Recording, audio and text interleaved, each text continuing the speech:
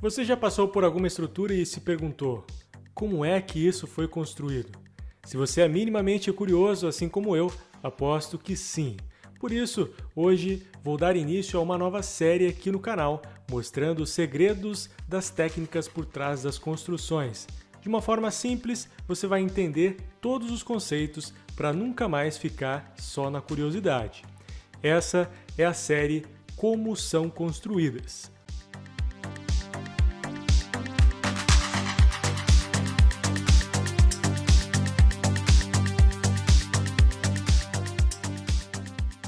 A construção civil é uma das áreas que mais investe em tecnologia, isso por conta dos constantes desafios que precisam ser superados em grandes projetos.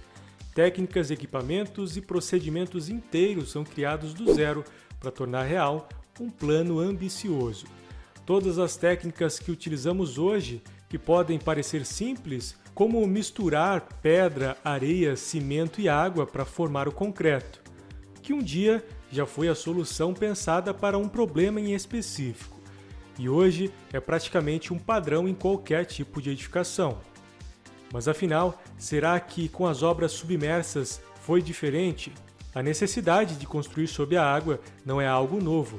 A primeira ponte, por exemplo, a ter algum tipo de registro na história, foi construída em 642 a.C., pela República Romana, conhecida como Pons Sublicius ou Ponte Sublício, feita sobre o rio Tibre.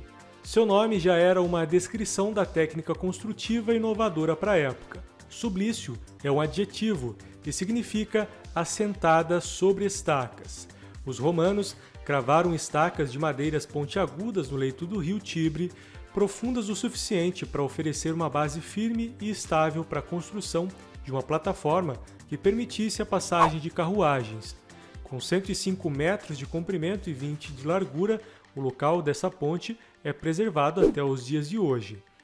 A técnica utilizada pelos romanos há mais de 2.600 anos ainda é utilizada.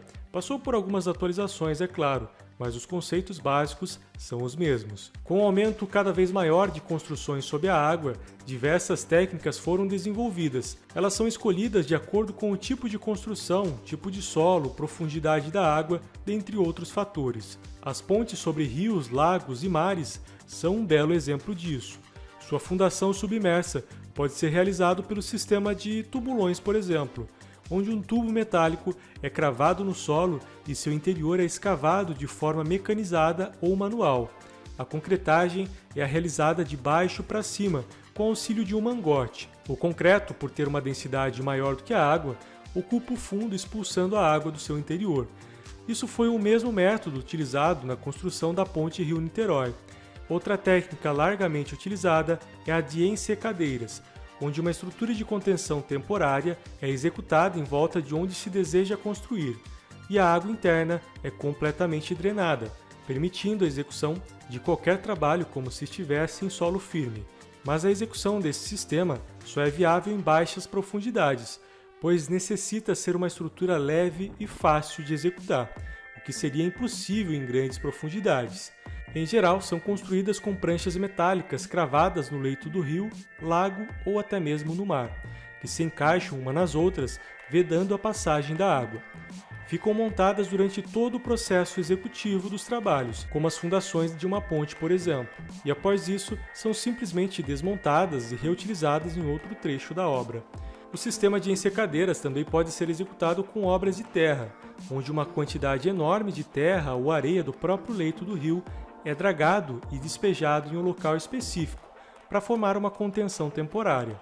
O problema disso é a instabilidade, pois a percolação da água nas bordas da ensecadeira pode gerar um desmoronamento, inundando completamente o ambiente. Em obras maiores, como a usina de Itaipu, as ensecadeiras foram executadas em concreto e também pelo método de enrocamento, bem comum para desviar completamente cursos de rios. As tecnologias mais modernas para a construção de pontes utilizam de uma técnica conhecida como caixão, onde uma estrutura em forma de caixa executada na superfície é levada até o ponto de execução das fundações, afundando até quase o limite da borda superior para que uma nova seção possa ser fixada. Tubos internos fazem a dragagem da lama do leito, possibilitando a introdução da estrutura no solo. Após atingir a profundidade estabelecida em projeto, toda a água no interior das câmaras da estrutura é drenada, permitindo o ambiente ideal para a concretagem. E é claro que não podemos esquecer do sistema utilizado pelos romanos, que comentamos lá no início do vídeo.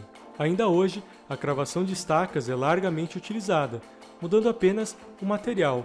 Ao invés da utilização apenas da madeira, hoje utilizamos também estacas de concreto pré-moldado e estacas metálicas, que podem ser cravados por dezenas de metros no interior do solo, utilizando martelos pneumáticos, por exemplo.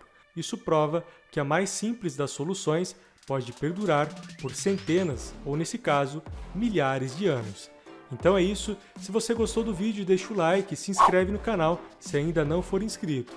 E deixa aí nos comentários qual a técnica gostaria de entender nos próximos episódios da série Como São Construídas. Eu aguardo você no próximo vídeo.